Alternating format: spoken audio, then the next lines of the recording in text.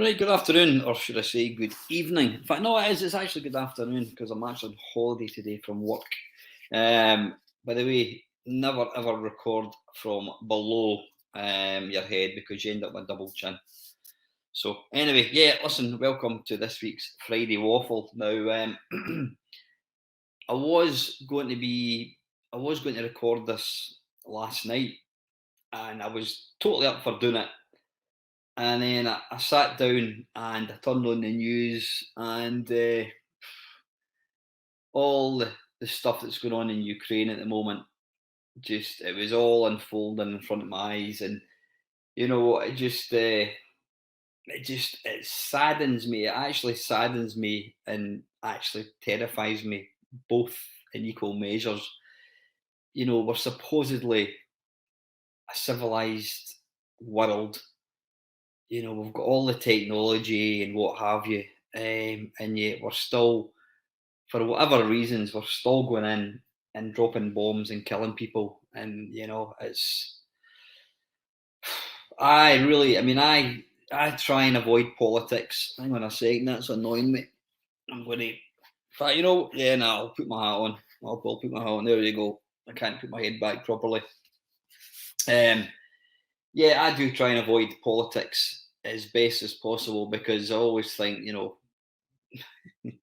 there's no winners. And you're never going to get people to agree. But when you see something like this happening, I know everybody criticizes America, they criticize the UK, whatever, but ultimately it's Russia that are going in and dropping bombs on a country that's ill-equipped to defend itself. And I don't understand it one little bit. And I mean, I suppose in a more kind of selfish outlook, what at the moment, yeah, I know the NATO and the other countries they're putting sanctions in place to try and get Putin to realise these error of his ways, and to stop the action. But what is to say that other countries don't get involved from a fighting perspective? And that is terrifying because you don't know where it's going to go. You really don't.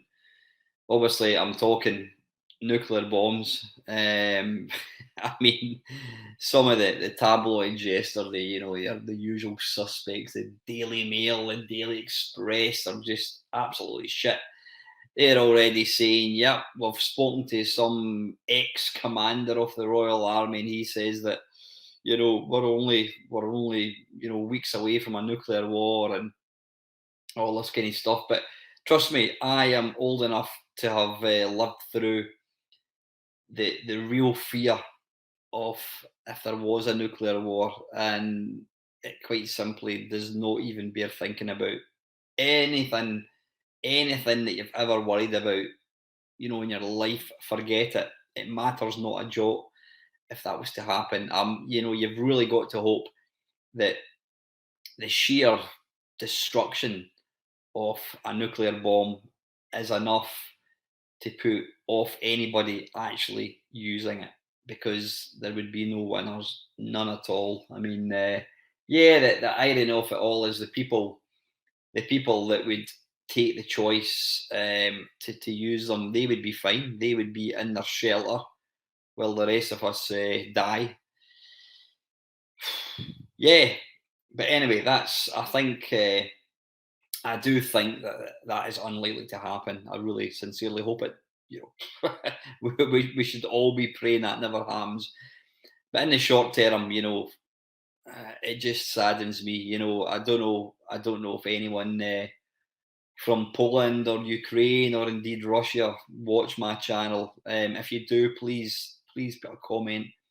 All I can say is my thoughts are with everybody. It's awful. I mean, even the Russian people themselves are protesting. They want to know why.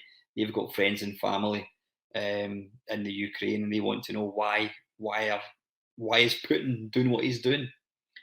It just makes absolutely no sense. So yeah, like I said, I was going to do this waffle yesterday, and I just kind of felt like I'd been sucked dry. I had eh, talking about video games just seemed utterly unimportant, and it is in the scale of things. But to kind of try and flip, to try and finish, not finish, but to try and sort of turn this on a positive. There are lots of things that go on in life that we have no control over. And I think as long as you're aware of what is going on, that's enough. So that at least you can say, well, I realise what's going on, I don't agree with it. But ultimately, you've still got your own life to lead. You've still got to get on with your life. You've still got to look after your kids, your wife, your husband, partner, whatever. You've still got to go to a job, whatever. We've still got to live our own lives, and regardless of what's going on in other parts of the world, that is still the world is still turning, and we've still got to continue to do our best for ourselves, our family, friends, whatever. So where am I going with this? Yeah, so whilst I've just said that video games are unimportant, it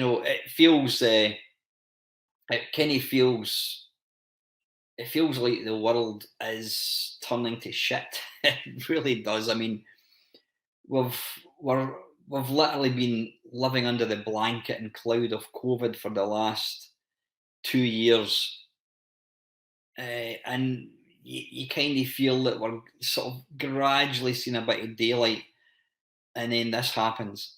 You're like, and of course, from a personal point of view, I just got my, what do you call it, my electricity, not my bill. I got a forecast for next year, and it's basically said that my bills are going to double. So instead of paying £92 a month, now I did notice that I've underpaid by £180 at the moment. So I'm obviously not paying enough at the moment. My bill was going to go from 92, and I think it's going up by about £800 a year. So yeah, it's going to be going up by about 78 quid a month. And then according to news, with what's going on, in Russia and Ukraine, they reckon that our bills are going to go up even further. I mean, I noticed today I was out with Ava getting some shopping, and the queue for Morrison's petrol station was absolutely through the roof. It was not through the roof. Just, I mean, there was a massive queue. I'm assuming people are either panic buying, not that you can stockpile petrol. They're either buying it because they want to get it while it's still here, or they're getting it before it goes up in price. I mean, somebody on the news yesterday said they reckon it could go up by as much as 20 pence. I mean, it's petrol and diesel in the UK is at its highest ever. I mean, we're paying £1 for unleaded. You're paying about £1.47 a litre. So that works out about what, five? You're talking about £6 a gallon, which is just insane, absolutely insane. I mean, I remember back in 1990, I used to put £5 of fuel in, and that would last me maybe 3 or 4 days. So yeah, we've got that to look forward to as well. We've got the reckon inflation's going to go up. Well, it is up actually. They reckon interest rates are going to go up, and our energy bills are going to go up. So happy days. So yeah, never mind what I'm saying about not enjoying games and that kind of stuff. You've got to be aware of what's going on in the world, but ultimately you've still got to enjoy your life. So anyway, listen, that's enough of the kind of the sad stuff to talk about. The good stuff, VR. Now, I know people that watch my channel are not really interested in hearing me talking about VR, because I'm all about the old systems, the old 8 bits, 16 bits, whatever. But you know what? VR is mind blowing. I dug out my Oculus Quest yesterday. Now, I think I've kind of touched on recently a game which is the polar opposite of an arcade game that I've been playing is a Flight Simulator. Now, I've been playing a lot of it on the Xbox Series X, and it is mind blowing. It really, really is. But I was at my mate's house a couple of weeks ago, and he plays it on his PC, and the graphics on the PC version just they make the Xbox Series X. I wouldn't say they make the graphics look bad. What the Xbox Series X lacks is the detail. So whilst it looks beautiful, when you're high up, when you actually, like, if you fly over, like, for example, the Forth Road Bridge in Queensferry, it's just a kind of generic bridge. There's no detail at all. You go into the one in the PC and it's beautifully detailed. So I was talking to my mate, and I says, "Oh, how much is it to buy?" And he says, "Well, you can get it for about 50, 60 quid." Excuse me. He says, "Have you not got Game Pass?" And I thought, "Well, a minute, I do.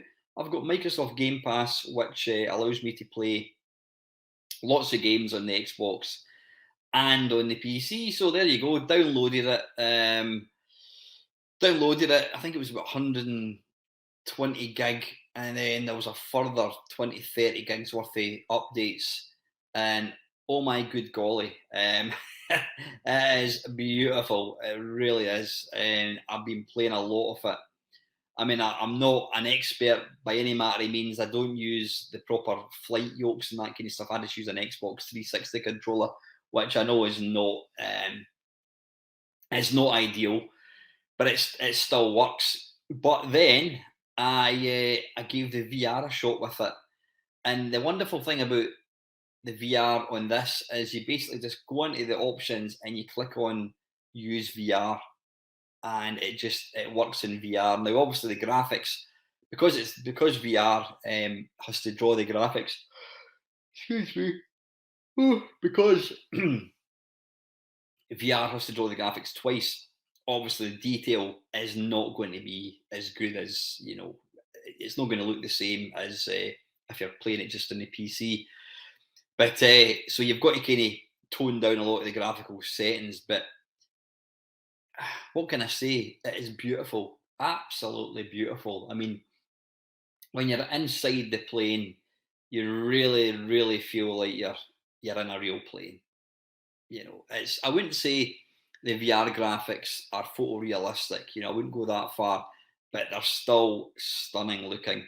And the sense of actually flying a plane it is amazing. It really is. So I've just been, flying over places that I've been to, places that I've visited over the years, and it's beautiful. Flying through the Pentland Hills, which is quite close to me, as the sun's setting. Absolutely stunning. Really, really is. And the great thing is with the Oculus Quest, you don't have to have it. You don't have to have the cable plugged into your PC. You can use wireless. Now, when I was using wireless a few months ago, it wasn't the greatest. There was a bit of buffering going on, and it was kind of it would sort of like jerk a wee bit, but it was flawless. So I don't know whether it's maybe they've updated the software or whatever, but it's a beautiful experience, and obviously you've not got any cables at all.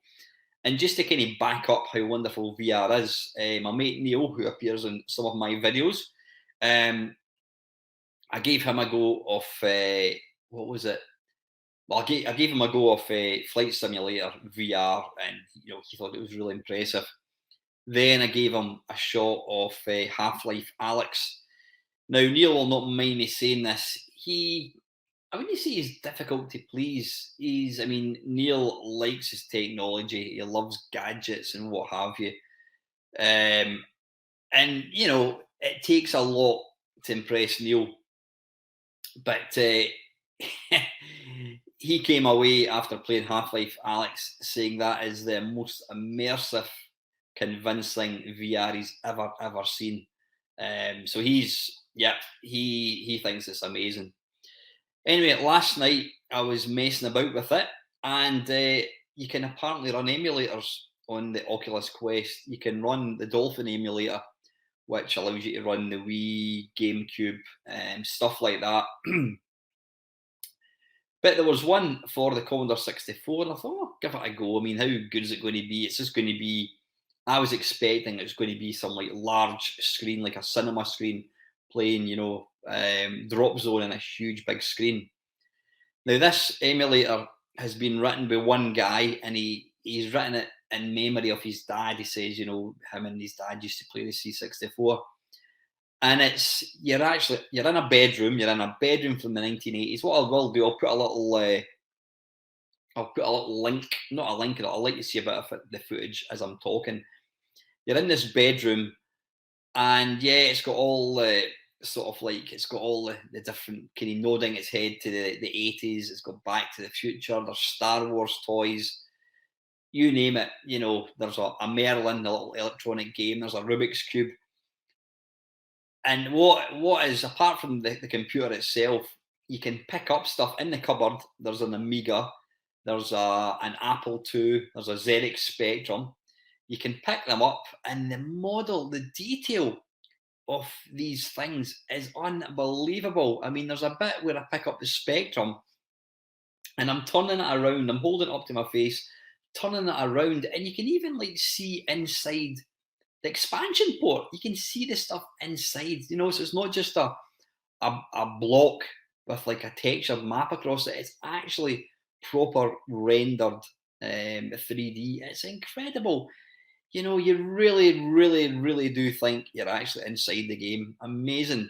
So anyway, back, yeah, the whole point of it is you've got a Commodore 64, you've got a disk drive. It's super easy to use. All you do is you create a folder on your Oculus Quest, call it C64, and you put your disk, your D64 images straight into that. And what happens is the games then appear in a little floppy disk box, and you can just lift them out, put them into disk drive, and play. The sound isn't perfect. It's not bad. There is a bit of kind of background kind of glitching that goes on sometimes. So hopefully there's going to be an update to it. But honestly, I was playing that for about an hour.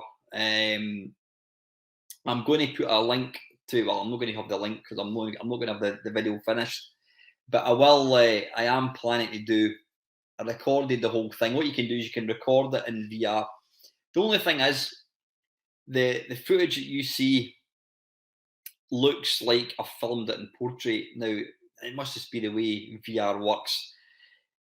The resolution that you see in the film is nowhere near as good as you get when you're actually inside the thing. And in other words, what I'm trying to say is the experience of using this in VR is 10 times better than it actually comes across if you're videoing it.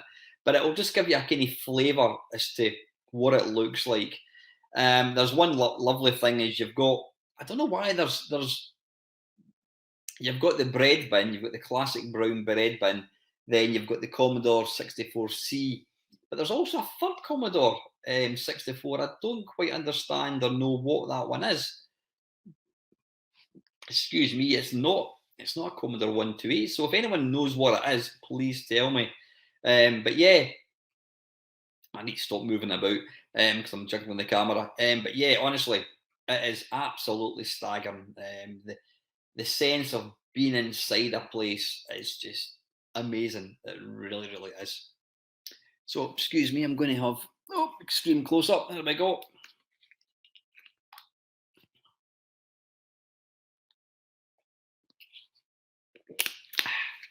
Right. Anyway, listen. Before I've got some. I've got a couple of questions from last week, which I'm going to answer just now. In fact, there's also one from apparently Del Boy asked me a question 2 weeks ago. I better go and have a wee look and see if I can find it. Anyway, right, Colin Jones.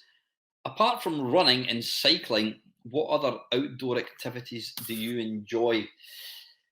Well, right now, Colin, I don't run. I have officially retired from running. In fact, I'm going to tell you a little bit of news, which will mean nothing to most people. There's a race called West Highland Way race. Now, it's called that because you basically start at the beginning of the West Highland Way and you run to the end. It's 95 or 96, depending on who you talk to. If you're a runner, it's 96. If you're a spectator, it's 95. Anyway, it's about 5 miles less than 100 miles in length. It's a historic kind of path They used to like drive cattle and all this kind of stuff. It starts in a place called Mulgai or Mulngavie, if you're English, which is it's sort of like the south side of Glasgow, and it finishes in Fort William. And anyway, it's a race. It's an ultra race. It starts at 1 o'clock on a Saturday morning, and you've got 35 hours to finish it. Now, I've started it 3 times. I've finished it three. Sorry, I've started it 4 times, finished it 3 times, and I had to bail out after I think it was 27 miles one year. I think it was 2015. I think it was. I bailed out. I basically wasn't fit enough to do it. Anyway, although I've retired from running, I thought to myself, you know what? Every year, I mean, they require something like because of the distance. I mean, if you imagine 95 miles, that's a long way. They require a lot of volunteers. Now, every volunteer gives up his time, petrol, costs. You don't get any expenses. You don't get paid for it. You do it for the love of it. Now, I've been very lucky to do a lot of ultras. Like I said, I've done 4 West Highland Way races. I've done various other races. And all these wonderful, wonderful volunteers give up their own time and costs to do this for nothing. So I thought to myself, even though I've given up running, why don't I volunteer? So that's what I've done. The plan was to basically man a checkpoint and be there for all the runners coming in.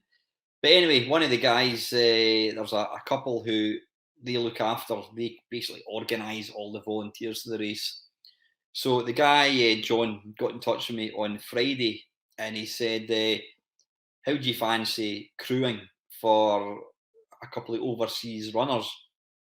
Now, to take part in the race, you've got to have a team. You've got to have a crew with you. You need at least 2 people in transport. So he said, look, have a think about it. And I thought, I don't really want to do that, but fuck it. Yeah, let's do it. Let's do it, because that way you're actually you're absorbed. You're actually part of the race. Even though I won't be running, you're going to be there to support a runner, and you play as an important part for that runner. You've got to be there with his food ready, with his change of clothes ready, whatever. If anything happens to him, you're the one that's got to go and get him. So anyway, yeah, and John said to me, look, have your pick. You can either go for this guy. He's an Irish guy. He's quite a fast runner, or there's an American guy who is looking at probably doing it in 24 hours. So I thought, no, let's go for the Irish guy, the faster guy. I've since found out that I've spoken to the guy. He's actually there's an ultra called the Spartathon, which is 153 miles. So it basically makes the West Highland Way race seem like a walk around the park. He came in 2019. He was 4th, and he told me that he's hoping to win the race in June. So there you have it. No pressure at all. Me and a couple of mates are going to be crewing for this guy, and if everything goes to plan, there's a good chance he's going to win it. So yeah, it's going to be a completely different side. I'm going to see a completely different side of the race that I normally see, because when I've crewed in the past, the guys that I've crewed for are finishing sort of 30, 31 hours, whatever. That's kind of the time that I've done it in as well. So to be crewing for potentially the quickest guy is going to be, it's quite a big thrill, and I actually think it's quite a bit of a privilege as well. So got that. Anyway, that was a long way of saying I don't run anymore, Colin. But you know what? I do like being outside. I enjoy walking. I love walking. I would love to get into hill climbing at some point. If somebody says to me, do you fancy going canoeing or whatever, I would do it. I love keeping fit. I love doing stuff. I mean, I love like a nice warm summer's evening, 8 o'clock at night, still sunny, beautiful. And then you get to the time of the year now when it's dark and that kind of stuff. But no, I love being outside all the time, Colin. And I don't think there's really anything that I wouldn't want to not do. Is that a double negative? Does that mean that I would want to do it?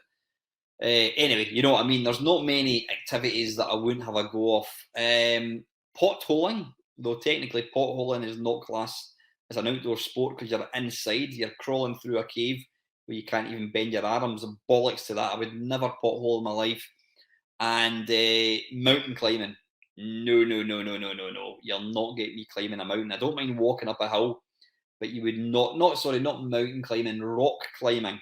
Yeah, we are basically going up a rock face. No, sod that for a game of soldiers.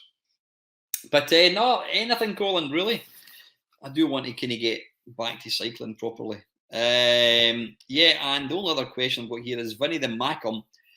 Excuse me, was there ever a piece of technology that wasn't gaming related that turned out to be complete and utter shit? Excuse me, Vinny. Yes, absolutely. I've just realised because this is low down, it makes me look like I've got my eyes. See, there you go, my eyes are actually wide up. Hey! Whereas when you're like that, it looks like you're half asleep. Anyway. Yeah, absolutely. There was two things that sprung to mind. The first one was, now we're probably talking, we're probably talking 2000 and, I don't know, 2000 and, 2002, 2003, something like that, early 2000s. And it was a keyboard, not, there we go, not too dissimilar to something like this. I mean, that's a Raspberry Pi 4 or 4000. It was basically like that. It was a keyboard, and on the back of it, you had a cable, much like that. There we go, whatever it is, that, much like that, and it plugged in to your, it plugged into your TV, and I think the other side of it plugged into your wall socket. Well, basically, what it did was it was called an internet browsing keyboard, and it allowed you to browse the internet on your TV. The only problem was it was complete shit. It was utter shit. The speed was, put it this way, it made it made like a kind of dial-up modem seem like broadband. The speed of this thing, it was actually, you know what, it was so bad I never used it. I think I paid about 30 quid for it. It was utterly crap. It was totally unusable. And very quickly, after about 5 minutes, I realised it was garbage. And this is a true story. I put it on eBay to try and sell it. And I shit you not, there was loads of them on eBay, and it was like starting price 1 pence. And if I remember rightly, it never sold, and I ended up throwing it in the bucket. It was about 30 quid. It was just garbage. The second thing, which was a bit more high tech, and it turned out to be a complete pile of wank, was I was down at the gadget show, oh, I don't know, 10 years ago, probably more than that. And I was down with my mate Ian, and you know, everything down there is overpriced. You know, you've got your laptops, your PCs, your big massive TVs, and everything was like thousands and thousands of pounds. So as we're leaving, I said to Ian, you know what, we've come all the way down to the gadget show, and you know, he likes his gadgets the same as me. And I thought, you know what, we've not even bought anything. You know, we can't come back from the gadget show empty handed. So we went to this stall, and there was a guy demonstrating this thought controller, and basically it was like a headset you put on your head, and then you linked it to an app, and using the ability. In fact, it wasn't even like you didn't use your mind, but what you had to do was, apparently this thing recorded brain waves, and it would detect if you were stressed. And basically, the less stressed you were, or more relaxed you were, the more you influenced something. So they had this series of like games, like one of them was like a tug of war and whatever. And the idea behind the game was you had to try and relax as much as possible. And the more relaxed you were, the more you would pull the rope. And I can't remember how much it was. It wasn't cheap. It was maybe, I don't know, it was maybe 50, 60 quid. You know, the funny thing was, the guy that was actually at the stall, he was on The Apprentice many, many moons ago, and this was his business. I can't remember what it was called, mind control or something, whatever it was. But I have to say, it was utter garbage. It really was. I mean, it would be great if they came up with something where you could actually think. You know, you're playing a game of Arkanoid and you're saying left, and it moves left, right, move right. But it didn't have that flexibility. This thing basically measured your brain waves, and the more relaxed you were, the more it did whatever it is you were trying to make it do. So it was a bit of a, yeah, it was shite. It was like 60 quid I'd never get back again. I remember trying to sell it a couple of years later, and I couldn't even figure out how to describe it. It was so bizarre, and I ended up, it didn't sell. And maybe about 5 years ago, again, I put it back up on eBay, and I think I got 10 quid for it. But it was just lying in a drawer, never getting used. And my mate Ian, who I went down with, he bought the same as me, and I think he's still got his, or he might have flung it out. Utter bollocks. Anyway, listen, Dale, I can't be asked. In fact, you know what? I'll get him upset if I don't look for his question. He claims there was a question from 2 weeks ago, so not that one. That one. Let's have a look. Let's see if I can find any questions.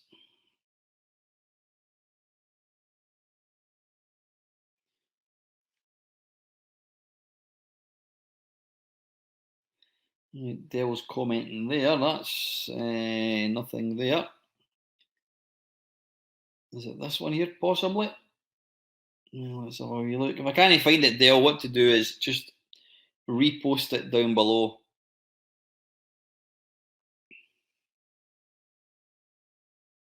Right, okay. I don't know if this is the one you're talking about, Dale. He's asking, I ate a bowl of Special K the other day and it tasted different, worse than a few years back. Can you name a food where it tasted better in the past than it does now? Absolutely, Dale. A couple of things. There's quite a few different foods have changed, and it's probably because we're supposed to be healthy and they're cutting out sugar and what have you. One of the ones is Milky Way. Now, the Milky Ways, they had inside they had chocolate around it, and it was like kind of nugget, but it was the nugget of an old a 1980s, 1970s Milky Way. Yeah, it's Milky Way. It was a kind of a darker kind of color, almost like a light brown color, and it tasted, it had a certain taste.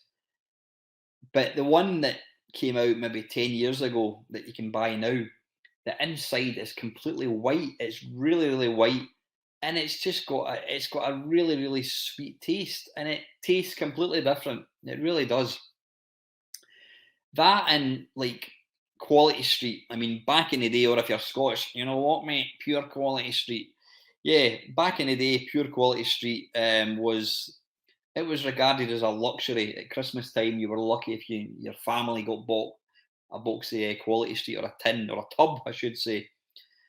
And everybody had their own favourite. You had the little green triangle, which was, it was like solid chocolate. You had obviously everyone's favourite, the pink toffee with hazelnut. You had the toffee barrel. They all had distinctive tastes.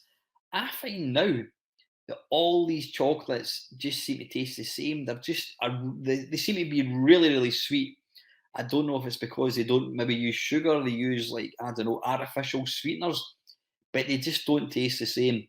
And the last one that absolutely doesn't taste the same is Golden Wonder cheese and onion. They were my crisp of choice back in the day. They were beautiful, really, really, really nice. But they've completely mixed up the recipe. They don't taste anything like they used to. I mean, they're still nice, don't get me wrong, but they're not a patch on the original Golden Wonder. Yeah, there's loads of other stuff, Craig, but that's probably the three that I can kind of remember. So listen, before I get going, last week I was talking about, what was I talking about? Yeah, I was talking about Play Blackpool and these kind of gaming expos. And down the rabbit hole, Kev, link to his channel down below, he Kev has put together a video, or I'll put a link to the actual video down below, and he's talking about what would a Mamemeister X gaming, I can't even say expo. What would a Mamemeister Gaming Expo look like? What would it be like? Um, so he's posed about 5 questions, whatever it is, if I can find them, asking me about this gaming expo. If there was a Mamemeister Gaming Expo, what would the name of your show be? Now, I've been thinking about this, and I've written down my answers. I know some of them aren't great. You know me, I never just go for Mamemeister Gaming Expo. Not mine would be called the Complete Bollocks Mamemeister Excellent Expo. I can't say that. Expo, yeah. The Complete Bollocks Mamemeister Excellent Expo. There you go. Where would it be held? As in, not like a city now. What Kev said, it has to be in the UK. I think it would have to be in an old arcade from Edinburgh. There was an arcade called LA's in Edinburgh, or it could, in fact, no. I'll change my mind. It would have to be in Portobello, which is it was basically the seaside resort of Edinburgh. They had arcades back then, so it would have to be in an old-fashioned arcade by the sea with chips, ice cream, and seagulls. Yeah, there you go. What 3 guests would you bring? Now, I'm presuming, Kev, these would have to be kind of gaming-related guests. And Kev did specify they would have to be alive. Now, I think all these guys are alive. Now, the first one, no surprise, I would go for Jeff Minter. Out of anybody in this industry, Jeff has been in it from the very, very, very beginning. And it's partly due to Jeff that I'm still into video games. He's an interesting character, hence the reason I've tried to get him onto my channel more times than I care to remember. But he's so elusive, you simply cannot track the guy down. He never replies to emails. So yeah, I would have Jeff Minter because he's a lovely bloke. I've not spoken to him for quite a long time, but he knows more about this industry than anybody because he's been in it from the very, very, very first day. Second person, it would have to be Eugene Jarvis. I mean, he wrote Robotron, he wrote Defender, which is probably the greatest arcade game ever. It would just be nice to talk to somebody like him, just to ask what influenced his games and how does he feel having that 2 of his games are probably classed in the top 10 games ever. I think that's kind of a fair comment. And I think the last person, though he's a grumpy bastard apparently, and it's not Del Boy, it's Jack Tramiel. He was he didn't co-found. He was the CEO of Commodore, and then he moved across to Atari. And yeah, he's from what I gather, like I say, he's a bit of a character. I mean, I don't know what age he is now. I think he's still alive. If he's dead, then I apologise for including him in this, but I think he's still alive. I've not heard anything to say he's not. Yeah, it would be fascinating to hear him talk about the old days, the early days of Commodore, the early days of Atari. These were the real vintage years for me.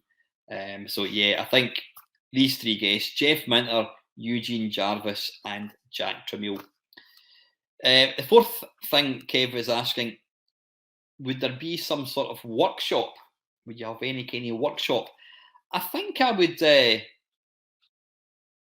be interesting to have maybe someday showing people how to run emulators. Emulation is part of retro gaming. In fact, if you want to get into retro gaming, you're almost certainly going to have to get an emulator, because the prices of stuff nowadays is just through the roof. And emulators is a wonderful, wonderful way of experiencing old systems. So yeah, having a workshop explaining, what emulators to use, how to set them up, how to kind of configure them. I think it would also be nice to have a kind of workshop where people show you how to fix machines, how to fix consoles, how to fix arcade games. I mean, I'm a complete novice. A novice would be somebody that's got a brief idea. I don't have any idea at all. But being able to, like, somebody shows me how to change capacitors on a SNES or a Commodore 64. I mean, that's a vital skill to have. So yeah, I think the person I would definitely bring in for that would be Mr. Gadget UK. Absolutely, he is the main man. He is to soldering consoles and what have you that Jack Tramiel is to inventing the gaming industry. And Chris is a bloody fine bloke as well. So yeah, I would bring in Gadget UK. He could give us a sort of a workshop on how to fix stuff, and also have somebody in showing you how to set up emulators. Kev has also said, what arcade machines would you have that are mandatory, must have? Again, if I was to write a list, I've gone for 10 here, Kev. If I was to write the list tomorrow, I would probably come up with 10 different, well, not 10 different machines. There would probably be some here that I go, oh shit, I should have included that. In no particular order: Track and Field, Berserk, Rolling Thunder, 1942, the Sit-Down Star Wars, Defender, Robotron 2084, Galaxian, Gunsmoke, that's one that I've always liked and I kind of forgot about that. And finally, Year Kung Fu, because I've not played a Year Kung Fu arcade machine since probably 1986. I've never seen one at any of these. Was there one at Arcade Club? Was there? If Paul Moz is watching this, was there an arcade club? Was there a Year Kung Fu at Arcade Club? I'd be really surprised if there wasn't. But if there was, I missed it, and I don't know how. No idea how I managed to miss it. So that would be my 10 games. Second last one. Do you know who would you bring that has got an impressive collection? Now, presumably, you're talking kind of home console computer, Kev. If that was the case, I think I'd have to go for Mr. Steve Benway. Unless Steve has sold a lot of his stuff. I think he probably has, because I know he moved house a couple of years ago. Steve got into collecting when collecting stuff like this wasn't a thing. When people were wanting to throw stuff in the bucket, Steve was buying stuff. I mean, he's got a Jupiter Ace. I don't know how much he paid for it. He's got stuff that goes for hundreds of pounds. He's got an amazing collection. I've never seen it I've never seen it in person, but I've obviously watched. Steve has done various can look at videos over the years. So yeah, I'd have Steve Benway. I'd get him to bring along his collection, get it all connected up to TVs, etc. And I think arcade-wise, I would bring along my mate, Mr. Tony Temple. Tony, whilst his collection is modest, he's got about 6 or 7 absolutely mint condition arcade games, because Tony restores them and basically he turns them into the finished products look like they've literally just they've rolled off the assembly line. They're absolutely mint condition. So yeah, I would get Mr. Temple for arcade machines and Mr. Benway for everything else. And lastly, I don't have any choice in this. You must auction off one item in your collection. It was going to be for a really, really good cause. What would it be? Now, my obvious one would be a Vectrex. But you know what? I would be really reluctant. I mean, I did have 3. I sold one not that long ago. I've still got 2, and I want to have 2. I don't want to get rid of one, because if the other one stops working, I'm not going to have any, and then I'll have to pay a stupid amount of money. I think the one item that I've got in my collection, which would be of interest to a lot of people, and I quite simply never, ever, ever use it. And that's the ColecoVision. I did have all the various accessories and add-ons for it, but I sold them because I never ever played them, and I wanted to kind of get money. So I got money for all these, but I still have the ColecoVision. I think I've got 3 controllers, and I've got about a dozen games for it. The reason I never play it is because it's VF or RF, I should say. You can't plug it into a SCART cable. If you could, I would probably set it up. Plus the fact, like a lot of machines like the Neo Geo and all that kind of stuff in the NES, these machines, the ColecoVision is emulated perfectly on a Raspberry Pi. It doesn't take a lot of horsepower to run that. So yeah, that would be my auction collection, what have you. So listen, Kev, thank you very much for doing that video. It's, as I've said before, you're always pushing the boat out. You're always pushing the boundaries. You come up with some amazing videos, and that one was no different. So yeah, let me know what your guys' choice would be. So anyway, listen, just a quick one. I didn't realise apparently the Spectrum and the Commodore 64 are 40 years old. So I think I'll have to do some. I'm not going to do. There's much better channels out there that have put out 40-year anniversary videos for the Spectrum and C64. I'm not going to bother. But I think what I'll probably do, I think on Sunday, I do reserve the right to cancel it. I think on Sunday I'm going to do a Spectrum special just to celebrate 40 years of the Spectrum. And then what I'll do is probably the week after, I'll do the C64 to celebrate its birthday as well. So anyway, listen, I am now going to get this video uploaded. I hope you all have a really, really nice weekend. Thanks very much again for all the wonderful support. My subscriber numbers seem to be rising again, which is wonderful. We'll soon break that 4,000 subscribers, which is mental. I think I'm currently just over 3,700, which is crazy. It really is. So anyway, guys, listen again. Have a nice weekend. And as always, thank you very, very much for watching.